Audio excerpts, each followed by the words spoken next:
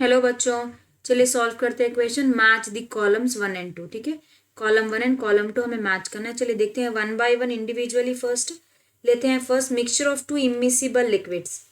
जब हम immiscible liquid बोलते हैं तो कॉम्पोजिशन इंडिपेंडेंट हो जाता है। ठीक है, constant independent with relative amounts of the liquids.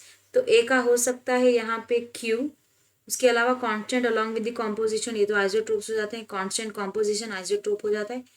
Can be basis of separation of the liquid from the mixture.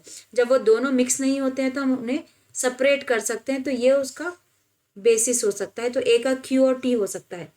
जाते हैं बी की तरफ। बी हम जब बोलते हैं तो solution of two miscible liquids. Two miscible liquids हम जब बोलते हैं तो कॉम्पोजिशन डिपेंड हो जाता है। करेक्ट, तो बी का हो जाता है पी।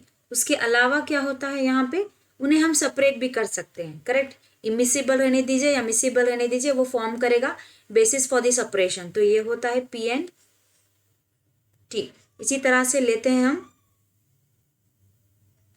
सी।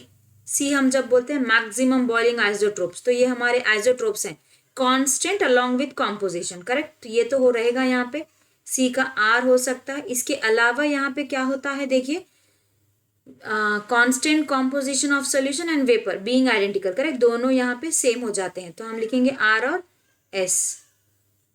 उसी तरह से लेते हैं हमारा D, minimum boiling azeotrope. Minimum boiling azeotrope हम जब बोलते हैं यहाँ पे, ये भी हमारा एक कांस्टेंट बॉइलिंग लिक्विड है, तो हमारा आर आ जाता है। इसके अलावा क्या है, constant composition of solution and vapour. Liquid और वेपर में उनका कॉम्पोजिशन जो है वो सेम रहता है, तो हम लिखेंगे यहाँ पे एस। तो ये है negative and positive deviation from the Raoult's law. Correct, तो ये हमारा प्रॉपर मैचिंग रहेगा।